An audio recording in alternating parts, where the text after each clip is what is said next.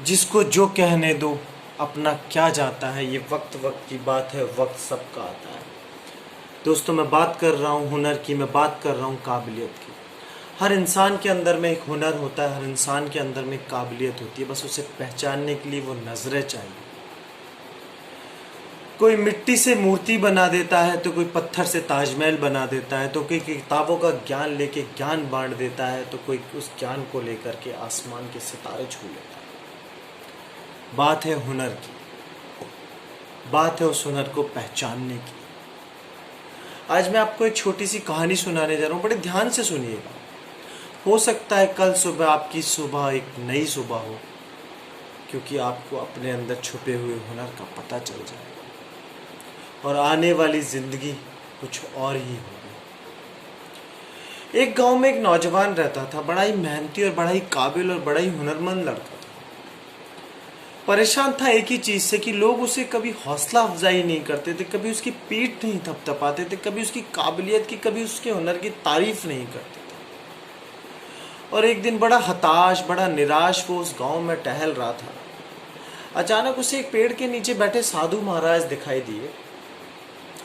वो साधु महाराज के पास गया और बोला, बाबा जी, मैं बहुत दुखी हूँ, बहुत निराश हूँ। मैं अपने हर काम को बड़ी मेहनत से करता हूँ, बड़ी हिम्मत से करता हूँ, बड़ी लगन से करता हूँ, बड़े अच्छे तरीके से करता हूँ, पर कभी कभी किसी ने मेरी पीठ नहीं थपथपाई, कभी किसी ने मेरा हौसला नहीं बढ़ाया, और अब मैं ये सारा काम छोड़ना चाहता हूँ। मैं अपनी जिंदगी बड़े साधारण तरीके से व्यतीत करना चाहता हूँ। बाबा जी ने उसकी बातों को बड़े ध्यान से सुना और बोला कि बेटा, जो करना चाहे करो, छोड़ना चाहे छोड़ो, करना चाहे करो, पर उससे पहले मेरा एक छोटा सा काम करो। मैं तुम्हें एक पत्थर दे रहा हूं, इस पत्थर को बाजार में लेके जाना, और जो जो तुम्हें उस बाजार में मिले उसको ये पत्थर देना, और उनसे पूछना कि वो उस पत्थर के बदले तुम्हें क्या दे सकते हैं। इसे बेचना मत। लड़के को बाबा जी की बातें समझ में आ गई। लड़का बाजार में चला गया। उसे सबसे पहले एक फल वाला मिला। उसने उस फल वाले को ये पत्थर दिया और पूछा कि भैया, इस पत्थर के बदले आप मुझे क्या दे सकते हो। फल वाले ने उस पत्थर को बड़े ध्यान से देखा और देखा कि उस पत्थर में बड़ी अजीब सी चमक है। फल वाले ने कुछ सोचा नहीं, बस सोचा कि क्यों ना इस चमकदार पत्थर को अपने पास रख लिया जाए, और उसने उस लड़के को बोला कि ये फलों की एक टोकरी रखी हुई है, इसे आप ले जा सकते हैं इस पत्थर के बदले।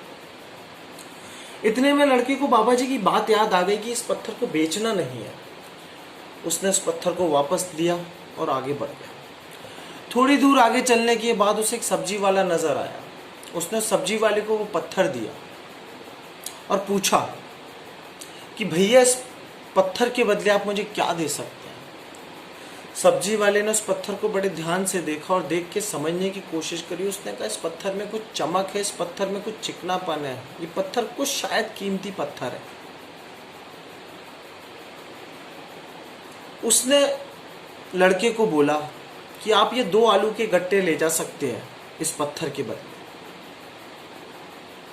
लड़के को फिर बाबा जी की बात याद है कि बोले, इस पत्थर को बेचना मत। लड़का उस पत्थर को वापस लिया और भैया को थैंक यू बोल आगे बढ़ गया। आगे जाके उसे एक सुनार की दुकान नजर आई। उस सोने की दुकान में सुनार के पास गया और बोला, भैया, मेरे को ये पत्थर देना है, इस पत्थर के बदले आप मुझे क्या दे सकते हैं।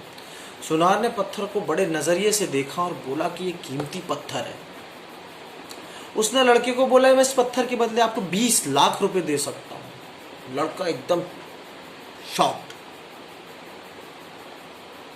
लड़के को फिर बाबा जी की बात याद आ गई कि ये पत्थर बेचना मत। लड़के ने उस पत्थर को वापस लिया और आगे बढ़ गया। आगे जाके उसे एक हीरे जवाहरात के व्यापारी की दुकान नजर आई। वो उस दुकान में अंदर गया और उस व्यापारी को उस पत्थर को दिया। बोले, मैं इस पत्थर के बदले आप मुझे क्या दे सकते हैं। व्यापारी उस पत्थर को देख के चौंक गया, उसकी चमक को देख के चौंक गया। व्यापारी बोला, मैं इस पत्थर के बदले आपको क्या दे सकता हूं, 10 करोड़, 20 करोड़, 50 करोड़, पर ये पत्थर बेशकीमती है। उसने उस पत्थर को नीचे रख के उसके आगे नतमस्तक हो गया। लड़के को फिर बाबा जी की बात याद आ गई, बोले इस पत्थर को बेचना मत। उसने वो पत्थर लिया और वापस मुड़ गया।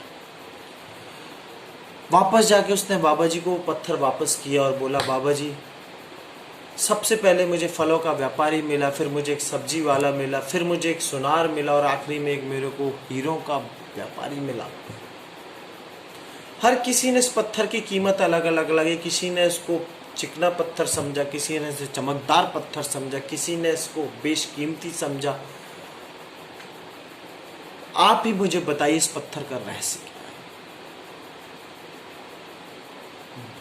साधु महात्मा ने लड़के की बात को सुन के मुस्कुराया और बोले, बेटा ये पत्थर तुम हो जिस पत्थर को तुमने फल वाले को, सब्जी वाले को, सुनार को और अंत में जवाहरात के व्यापारी को दिया। वो तुम्हारे गांव और समाज के लोग, वो तुमको जितना आंकते हैं उतना ही वो तुम्हारे को तारीफ देते हैं, उतना ही वो तुमको सराहते हैं, उतना ही वो तुम्हारे कामों की हौसला अफजाई करते हैं। तुम्हारी असल तारीफ तुम्हारी नज़रों में है, क्योंकि जो तुम हो वो तुम हो। अगर ये पत्थर बेशकीमती है तो है।